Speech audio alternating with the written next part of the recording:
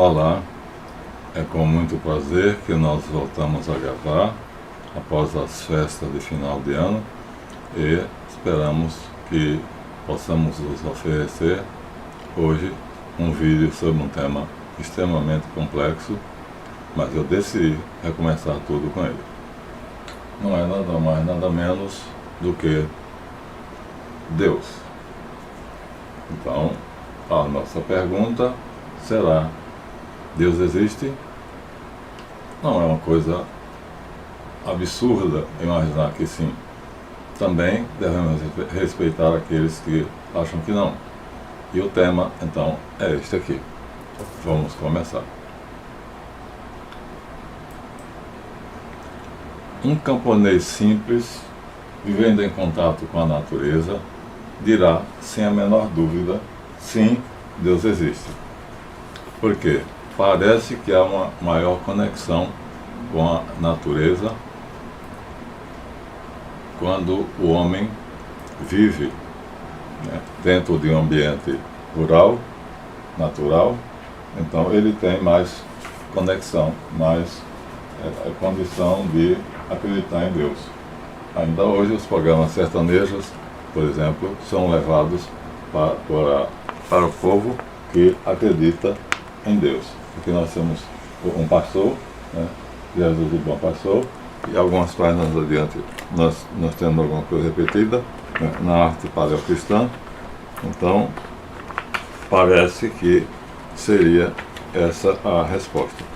Então, quando o homem está assim, ó, aqui, né, aqui e no quadro que mostramos anteriormente, então nós temos, parece-nos, vamos ver assim claramente, parece-nos que a natureza, aqui está, pássaros, e o homem que vive com a natureza, os animais, está mais próximo de Deus. E exatamente o inverso seria verdadeiro, o oposto é verdadeiro. Então, se assim é, então o homem que estiver mais distante da natureza, ou seja, mais imerso na vida citadina, na vida da cidade, na urbe, então aqui nós temos na cidade, é Roma, Roma antiga, então ele perde essa noção. Ou seja, ao se afastar da natureza, ele automaticamente se afasta de uma parte de si muito importante que o conecta com o sagrado. E ele passa a valorizar, a ter outra escala de valores, e assim perde essa conexão. Não totalmente, né? Nós vamos mostrar aqui casos em que, inexplicavelmente, então o homem não perdeu essa conexão com a natureza. Mas o comum é o ruralista, a pessoa que está em contato com a natureza, ter mais conexão com o ser divino. Assim parece, e vamos tentar provar que assim é. De qualquer modo, nós vamos mostrar a vocês que também há uma outra coisa, um argumento que é muito espalhado. Quanto mais inteligente for o homem, mais ele questiona a existência de Deus. E o contrário é verdadeiro. Quando o homem tem pouco conhecimento da ciência, ou uma certa dose de ignorância no sentido benéfico, no sentido de não saber quais são as leis que a ciência descobriu, o homem que vive afastado da ciência, né, do contato com as descobertas científicas, então, se ele tem esse contato, então a ciência explica muita coisa e ele chama Deus de tapa-buraco. Ou seja, quando você não sabe uma coisa, você diz que Deus fez. Mas assim a ciência descobre, então você tira esse Deus tapa-buraco e aí diz, a ciência já descobriu o que é isso. O ciclo das chuvas, né? Por que é que a gravidade existe, então por que é que o Sol parece nascer no Oriente e se pôr no Ocidente. Então, assim, a cidade sempre foi como um local onde a maior quantidade de pessoas que são arreligiosas ou ateias. Mas isto não é totalmente verdade. Por quê?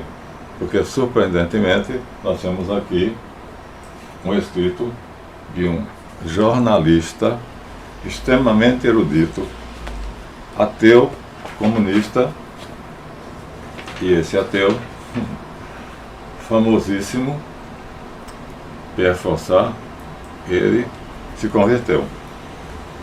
Aqui está ele. A família era judia, portanto era judeu, né? E era ateu. A maior parte da família, no início, né, os avós e bisavós católicos, ou cristãos. Mas ele próprio teve uma experiência. E essa experiência foi marcante para a vida dele. E ele escreveu um livro, e esse livro está aqui. Deus existe e eu encontrei. E ele dá o detalhe. E esse detalhe é curioso. Vamos mostrar a vocês. Ele tinha ido visitar um amigo. E onde estava esse amigo dele? Esse amigo dele estava dentro de uma igreja. Ou seja, ele entra numa igreja para poder encontrar um amigo. E, segundo ele diz no livro, bruscamente a igreja toda se iluminou. Inexplicavelmente acenderam-se todas as luzes. E aí ele ficou perplexo, porque a igreja estava na penumbra. Ele vinha aqui para encontrar um amigo e, de repente, dentro do que poderia ser essa igreja aqui, então o que estava normal, como estávamos aqui nós, menos ainda, né? Então encontra-se, portanto, de repente, tudo se ilumina. Uma grande luminosidade o envolve. Isto dura muito tempo. É chamado uma teofania. Isso vai corroborar a tese de dois médicos neurofisiologistas que vão dizer exatamente isto. Vão mostrar que a experiência de André Froissart é extremamente importante, porque segundo o professor Rubia, que é decano da Universidade de Complutense de Madrid, é um senhor já de certa idade, hoje já deve estar morto, mas o currículo látis dessa fera é imensa. E ele escreveu um livro dizendo que a ciência prova, a neurofisiologia, prova que a espiritualidade é um programa do cérebro. Portanto, naquele momento, naquela igreja, André Froissart ativou uma célula que ele chama a célula de Deus. Vamos mostrar ele. Já vimos outras vezes. Então aqui está, Dr. Francisco Bria. Olha o curricular da fera. Aí, um mais jovem do que ele, chamado Dr. Andrew Newberg, decidiu comprovar isso. E aí, para fazer a comprovação, ele fez uma experiência mostrando, já bem mais novo do que ele, né? Mostrando que o cérebro humano, quando você injeta uma quantidade de substância radioativa, então ele fica assim. Vamos dobrar para facilitar. Então, se eu não tivesse aqui nessa atividade, eu estou a 27 ciclos por segundo. Então, o Dr. Newberg fez uma experiência para provar que há uma alteração biológica. Ou seja, Deus não é apenas algo em que se crê, não é subjetivo, é objetivo. Então, aqui nós temos aqui freiras carmelitas, e ele vai tirar fotografias que vão mostrar que a neurofisiologia cerebral, que é no parietal, vai se alterar. São 3 fotos simplesmente. Então ele selecionou 100 freiras carmelitas, 100 monges budistas e 100 ateus. Acontece que esta fotografia, esta que é de um tomógrafo, então que seria você calmo, pensando normalmente, isso é a imagem do parietal, ou seja, dessa parte da minha cabeça, é um holograma. Então, uma vez que o homem é submetido a uma injeção de uma substância radioativa, então quando o tomógrafo mostra, esta é a imagem de um homem pensando tranquila e calmamente, a cerca de 20 a 21 ciclos por segundo. Mas, quando ele fez a experiência, as 100 freiras e os 100 monges budistas então conseguiram atingir uma mudança considerável. Se vocês olharem aqui, vocês veem o seguinte, ó, as imagens mudaram totalmente. Vou mostrar, vou comparar depois, tá bom? Então, ó, esse pingozinho aqui, né, não existia lá. Esse outro pingozinho aqui também não existia lá. Esse aqui fica maior, cresceu. Esse daqui também ficou maior, cresceu. Aqui há interrupções. Aqui não há. Aqui há mudanças do laranja mais escuro, e aqui então esse laranja mais escuro aqui está em 3 ilhas ou 2 ilhas, aqui está em 1 ilha somente. Então, ao comparar com a imagem, você vê. Isso foi uma experiência imensa, porque imagina, 300 pessoas. Mas o que falta aqui, a terceira foto? Porque os ateus continuaram nessa situação. Ou seja, não importa qual é a posição, mas a terceira foto seria exatamente o que aconteceu quando ele disse ao ateu: pense em alguma coisa sagrada. Então, as freiras carmelitas fizeram essa imagem, os monges budistas esta, e os ateus continuaram com esta.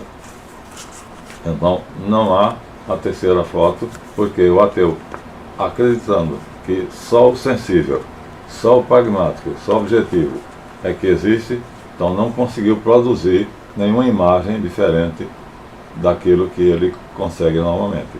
Então, isso provou que então a neuroquímica cerebral é biologicamente existente, é uma substância, portanto é química, logo é biológica, não é algo subjetivo, não é apenas fé ou crença.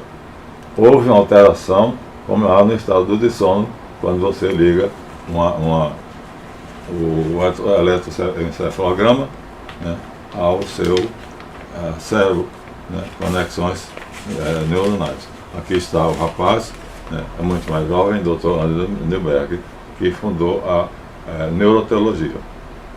Então, a partir dessa experiência, ele criou a neuroteologia. E aqui ele completa dizendo que orar ajuda ao cérebro.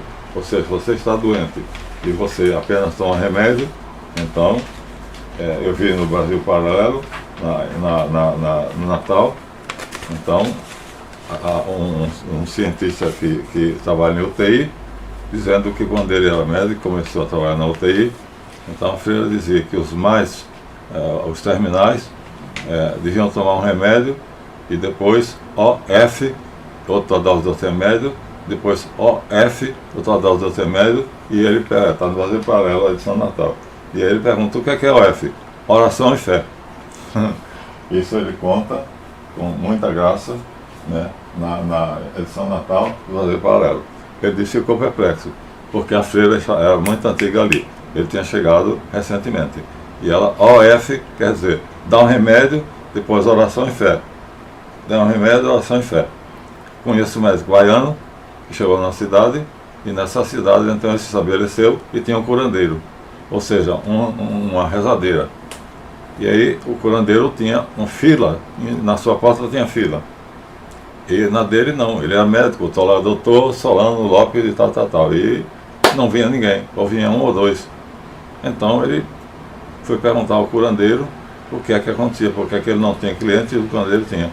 O curandeiro disse: o senhor veio de uma cidade grande, mas aqui a coisa não funciona como lá. Então o senhor tem que dizer o seguinte: você vai tomar uma colher desse remédio na hora que o sol estiver se pondo, de costa para o poente. E a segunda dose terá que ser, então, o senhor terá que colocar-se perto na margem do rio, onde tenha pedras lavadas. E se você colocar isso aí, as pessoas vão melhorar. Porque a questão aqui as pessoas acreditam que o senhor cura, mas o remédio somente não cura, nós sabemos disso, né? O remédio não cura. A fé impele muito ao processo de cura. Isso já é comprovado, né? Então, quando você crê no médico, acredita no médico, com a simpatia, a empatia, suas chances de cura são muito maiores. Isso é comprovado, portanto, pelo doutor. Está aqui o livro deles, está aqui o caderno, é um livro de ciência, tá bom? É um caderno de ciência. Opinião e discussão. São estudos científicos, mostrando, portanto, que há uma alteração da neuroquímica cerebral. Logo, Deus não é uma coisa tão simples como se pensava, né? Bem, mas então os homens supõe-se que quem tem mais inteligência, ou seja, quem usa mais o cérebro, então está mais habilitado a não crer. E quem não usa o cérebro tanto, quem é um camponês, uma pessoa simples, uma pessoa de pouca cultura, então ela vai crer, tem uma tendência maior de crer. Mas isso não é verdade. Por quê? Porque nós temos aqui em um livro que é História dos Judeus,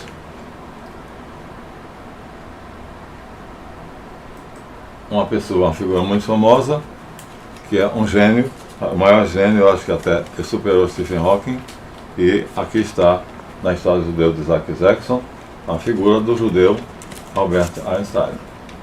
Ou seja, o homem que resolveu quase todos os enigmas do universo no século dele, século passado. E ele acreditava. É famosa a frase dele, Deus não joga dados, e quando ele disse qual era a maior distância e a menor distância entre os astros, um astrônomo disse, não temos prova disso, Albert. Morava com ele, numa república. Porque não temos um telescópio ainda suficientemente grande, o Hubble não tinha sido ainda inventado, e quando foi inventado, então o amigo dele, colega de quarto, então chegou para ele e disse assim, Albert, como é que você sabia disso? E ele disse, é a maneira matematicamente mais inteligente. As equações que eu fiz são equações que não é qualquer um que faz. Deus me decepcionaria se não fosse assim.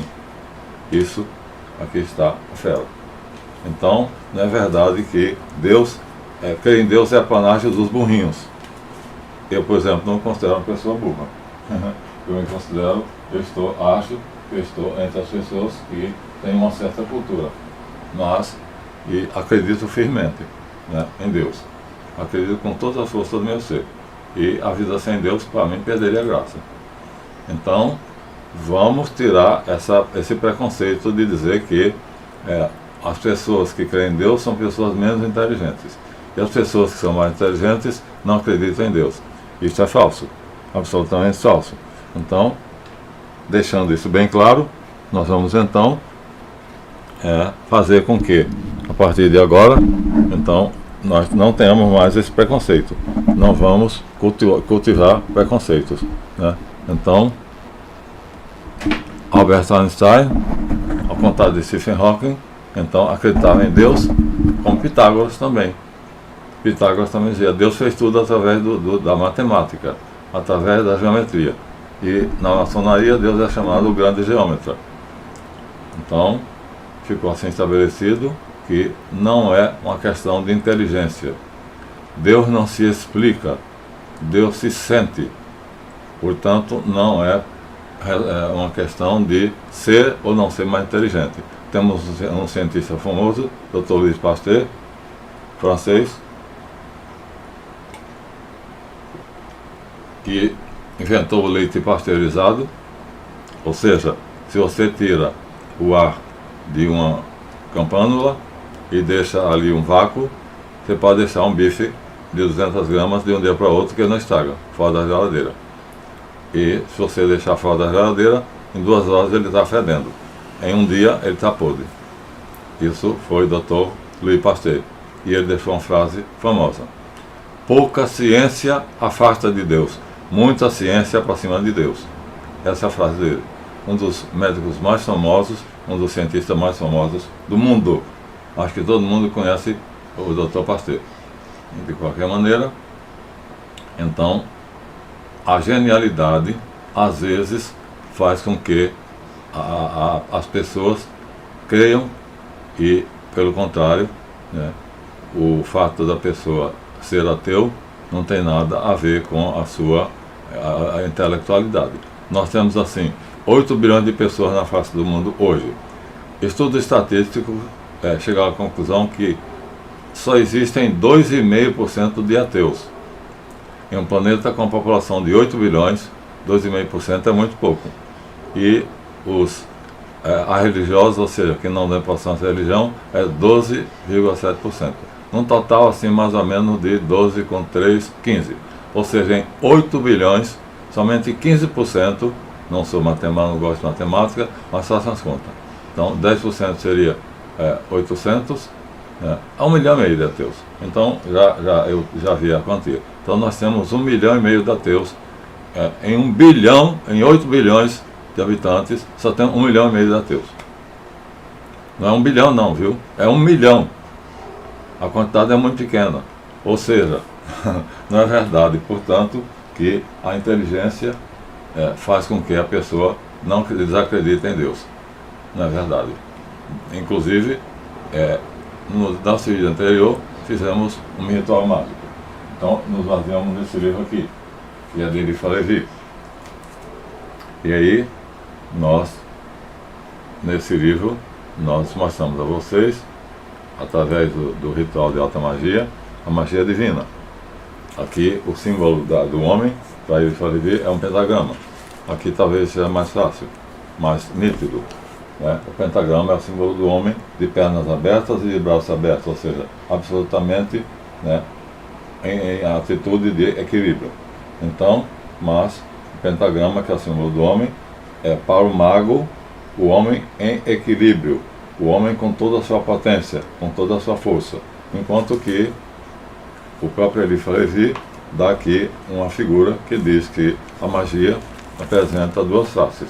Então, o mago branco, que tem como, fizemos nosso ritual, vocês podem ver, o deus de barba branca, ou seja, o Marco Prósopos, e o deus de barba negra, que é o Microprósopo. Então, o mago branco crê em Deus, e o mago negro crê no diabo. Ora bola, se ele crê no diabo, então ele crê em Deus. Porque o diabo é o oposto de Deus. Logo, ele crê. Não importa se ele é mago negro. Então, de qualquer forma, então nós temos aqui um exemplo.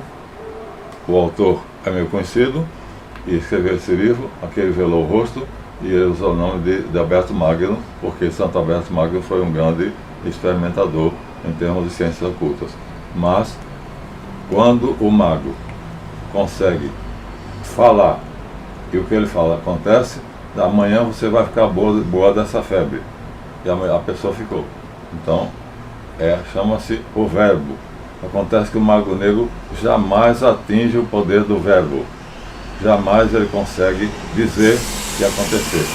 Por quê? Porque o diabo não tem poder de fazer acontecer pela palavra. O diabo não possui o poder do verbo. Uma coisa é você falar, outra coisa é a sua fala ter poder de criar, poder criador. Isso só Deus. Em todas as ciências, em todas as teogonias e teologias. Aqui está, portanto, Alberto Magno, que é um mago e pode dizer isso porque ele tem cacife para isso aqui. Então, minha gente, acontece que se o mago negro crê que o que ele faz é inspirado pelo diabo, então ele crê. Agora, o diabo é astuto, é ladino, ele é extremamente feito uma raposa, mas ele não tem onisciência, ele não tem onipotência, ele não é capaz de fazer as coisas acontecerem. Então, o que é que ele faz? Ele dá caminhos. O seguidor do diabo, então, recebe caminhos. Através desses caminhos, ele consegue encontrar sucesso, fama, como o Dr. Fausto, no livro Mefistófeles, escrito por Goethe. Então, o diabo dá caminhos para o sucesso, caminhos para a riqueza, caminhos para o poder, mas não dá o verbo, o controle sobre o verbo. Ele não tem essa capacidade. Então, há uma grande diferença. Então, o taumaturgo é capaz de criar pela palavra, e o mago negro não é. Então,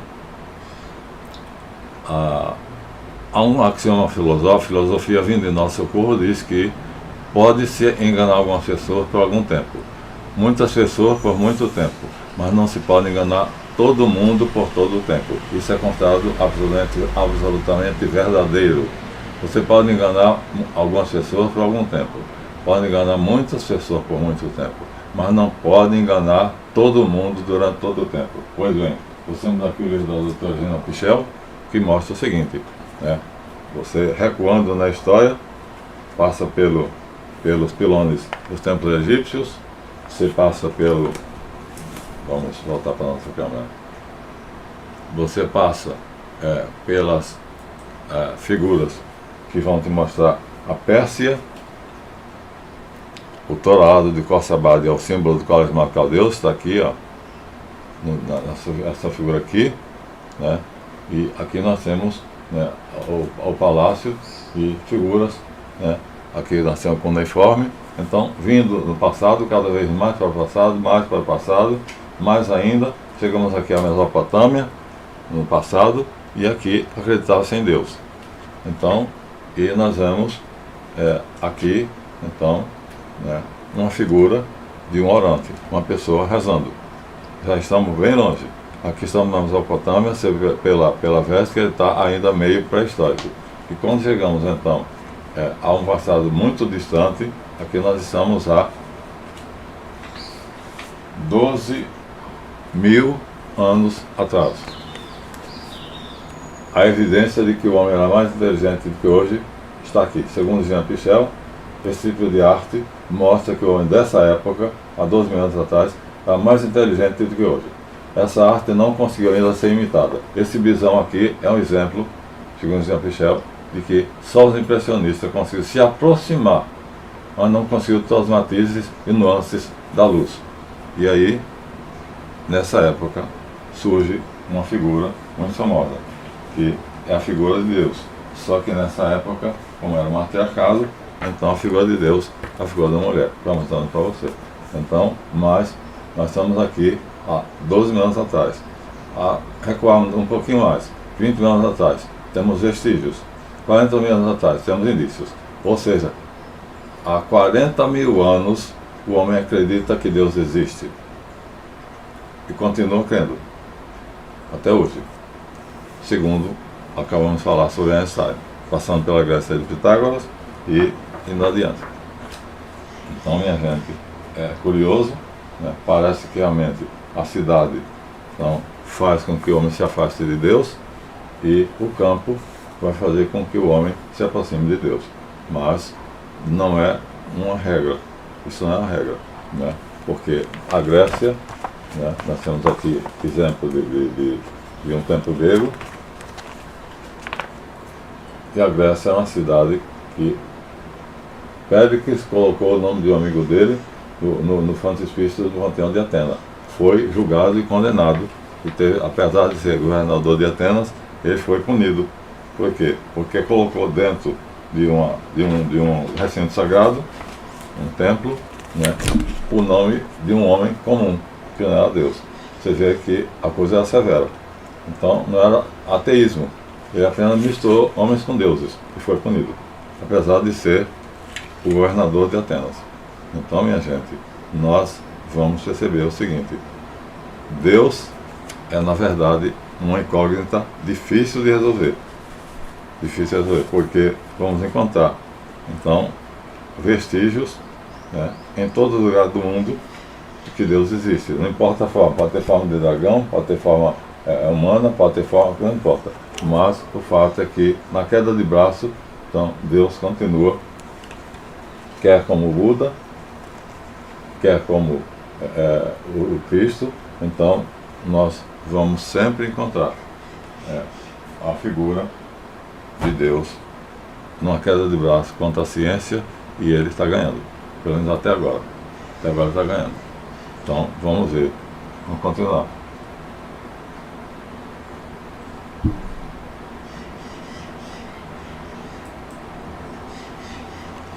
Então, 40.000 anos, nós vemos indícios.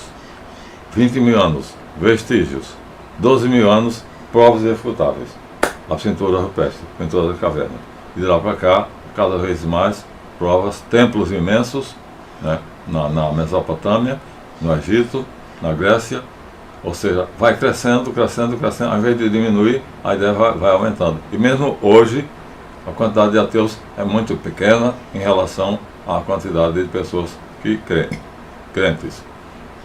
Uma coisa que chama a atenção é o fato de que nas catedrais góticas, construídas por monges e leigos, aqui nós temos um livro muito interessante, chamado O Mistério das Catedrais, escrito por Fulcanelli, e então os monges e os leigos construíram catedrais.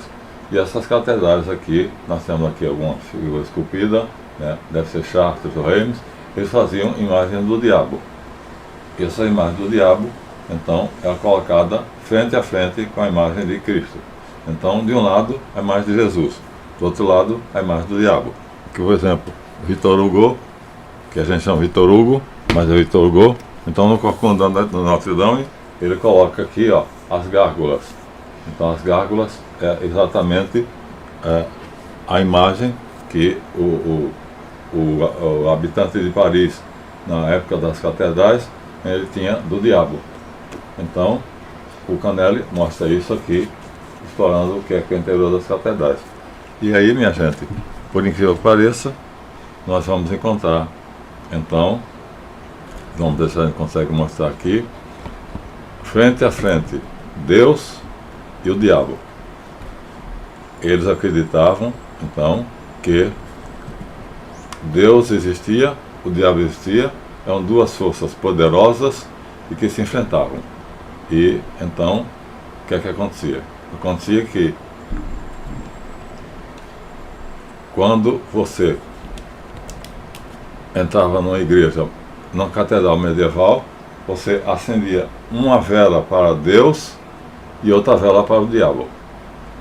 Ou seja, na dúvida, eu não quero ficar mal com nenhum dos dois. Então, assim foi durante muito tempo, né? Hoje não, apenas a expressão, né? Fulano acende uma vela para Deus, outra para o diabo, quer dizer, está em cima do muro, não se decidiu ainda. Mas isso já foi verdade. Isso daqui, então, seria mostrando uma imagem que simbolizaria Deus, outra imagem simbolizaria o diabo. Não é o diabo, né?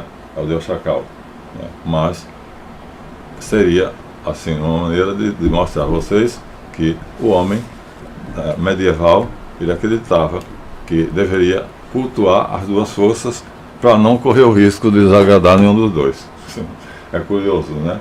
Então, a ideia o maniqueísmo é muito antigo. Bom, de qualquer maneira, nós vamos ver o seguinte, há muita diferença de uma religião para outra, porque os homens, à medida que eles têm culturas diferentes, eles têm maneiras diferentes de se expressar, e é assim, por exemplo, nós temos diferenças enormes nas religiões. Aqui nós temos uma odalisca. Uma odalisca é, portanto, uma mulher na cultura muçulmana. Então, na cultura muçulmana, a cultura muçulmana, ela vamos dizer assim, ela induz a luxúria. Então, aqui nós temos uma mulher lindíssima, que está com os peitos nus, e a imagem mostra que ela induz a lascívia. Enquanto que na cultura cristã, pelo contrário, então nós vamos encontrar aqui, né, a piedade, ou seja, exatamente o contrário. Ó, mais uma vez, contato com a natureza. Está vendo? Ó? O contato com a natureza. Então, vamos mostrar isso aqui. E uma rejeição absoluta e total à lascívia. Pelo contrário, né? Então, nós temos aqui uma imagem de Jesus Cristo na Catedral de Chartres, no frontão da Catedral de Chartres, Jesus Cristo em majestade, e aí nós temos aqui provas concludentes que o cristianismo ainda hoje é extremamente exigente e não admite de modo nenhum que o homem seja levado pelo prazer. Combate o excesso de prazer, enquanto você vê então, a diferença. Enquanto que a religião muçulmana induz a luxúria, o cristianismo combate isso, dando a entender exatamente a cruz de Cristo é um símbolo de dor. Então nós temos aqui em 2 páginas, nós temos aqui, portanto, de um lado, Jesus Cristo levando as pessoas da boca do inferno, que é o prazer, pela cruz, pelo sofrimento, pela ascese. A ascese quer dizer exercício, e aqui no outro lado nós temos uma folha solta, mostrando a mesma figura, mostrando a aliança. Jesus em majestade e os apóstolos. Então, são culturas diferentes, noções diferentes, mas de qualquer maneira, mesmo que o muçulmano prometa aquele que morre pela fé 10 virgens no céu, portanto é uma religião extremamente curiosa e vai nos dar uma noção mais de luxúria, de lascívia, carnal, mas acontece carnal mesmo, Leandro Carnal. Mas acontece que os muçulmanos têm a fé mais levada para o prazer carnal, e os judeus e ortodoxos e os cristãos, a paixão é combatida. Bom, terminamos aqui, e a questão de Deus fica, porque não é nossa intenção esgotar o trabalho. Seria muito grande, né? Mas o médico suíço Carl Gustav Jung deixou um livro que tem a ver com os arquétipos, né? Que nós temos aqui. Então, um homem inteligentíssimo, esse demoníaco. Nós temos aqui o retrato dele, e ele diz que o homem é um canal simbólico. Ou seja, a idiota proibição de Moisés de fazer imagem, ele diz aqui, é uma idiotice, porque o homem não pode viver sem imagem, o homem não pode viver sem símbolos. Então, Javé parece que é um Deus incompetente e que tem pouca compreensão do que é o homem. Não tem muito conhecimento de psicologia, né? Eu digo isso porque eu tenho intimidade com ele, tá bom? Então, além de Jung, aqui nós temos também vários exemplos. Nós temos aqui um cientista que foi prêmio Nobel de Medicina, ele escreveu A Causa da Necessidade. Aqui está ele, Jacques Monod, e aí mostra que ele era ateu, ele era médico, e ele queria provar que a evolução darwiniana, o darwinismo é correto, mas chegou a exatamente o contrário, e que tudo nessa vida obedece a uma inteligência suprema. Aí ele cria o termo teleonomia, que está escrito aqui. Está escrito aqui. Essa câmera é um problema sério, mas está aqui, ó. Aqui nós temos a palavra teleonomia. Aqui, ó, nesse cantinho aqui nós temos teleonomia. Teleonomia é exatamente o projeto inteligente. Foi criado por ele. Ele lançou as bases de que há um projeto inteligente. Se há um projeto, é um projetista. E ele se converteu. Então era ateu, tentou provar no livro A Causa da Necessidade que o darwinismo é correto, e terminou criando um neologismo, teleonomia, quer dizer que alguma força lá de cima, então obriga as coisas a serem como são. Ele não ficou sozinho nessa história. Então depois ele foi seguido por um outro, Dr. Michael Behe, que disse que não dá 50 anos para a teoria darwinista cair. E num programa da famosíssima Discovery Channel,